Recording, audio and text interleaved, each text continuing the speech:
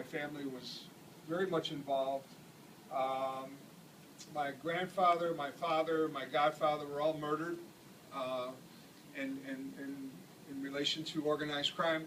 My father and my grandfather, certainly by the exact same people who claimed to have murdered Kennedy. I didn't know this until just a few years ago. It took me a long time to find out that. Once I did, I was absolutely in shock. And it's interesting because now that I found out who was responsible for it, this person is long dead, I thought, well, I have nothing to worry about anymore. But now I have to worry about the police who knew that it had been a hit and who didn't do anything about it. So I'm a little bit worried about that. But the idea was, in 1963, it was interesting because last year when it was November 22nd, I think, Diane Sawyer had a brief thing on her show. And I was walking through Central Park a few days before, visiting with a friend of mine, and these people came up to me with the camera, and they said, "Excuse me, sir, were you alive when Kennedy was assassinated?" I said, "Yes." You know, I said, and what was your response? I said, "It didn't faze me in the least." I mean, my father had been murdered that same summer, July 22nd, 1963. And when Kennedy was assassinated, it didn't faze me. I was a 10-year-old kid, and it didn't faze me in the least, because if you can kill my father, you can kill everybody else in the world. I didn't care. But I immediately was interested, and I started reading. I read the Warren Commission when it came out, and it came out very quickly, if you know anything about the history of the investigation.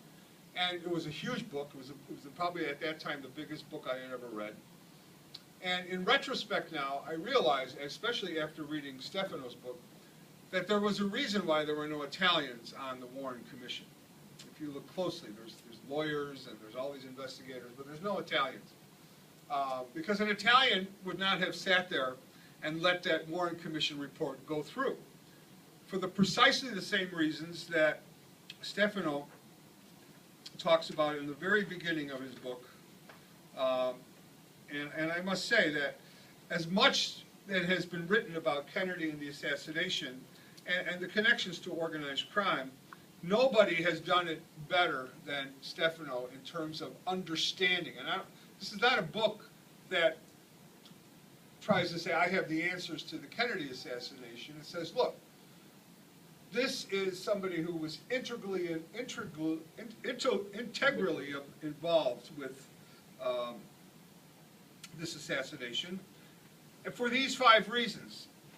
He says, for a major assassination to be called a mafia hit, 5 ingredients are required: motive, means, opportunity, blackmail of any potential avengers, or worse, killing of them, and a favorable political context. The target is a threat to the establishment.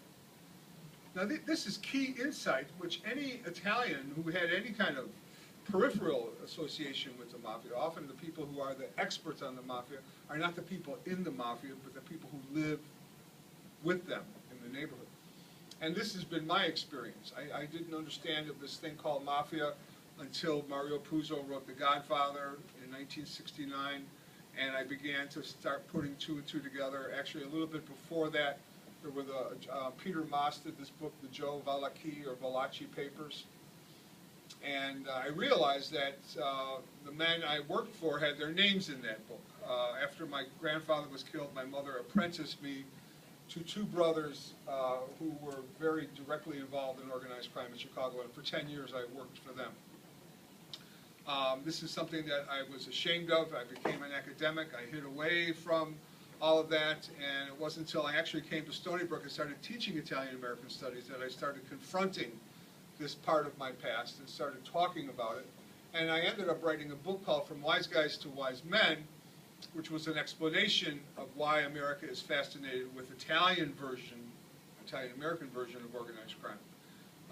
And then since that book, I've gone on now and actually in a few weeks I'll be reading from a novel that I'm working on called The Good Professor, which is going to tell the story that I just gave to you in a very brief kind of a tease today.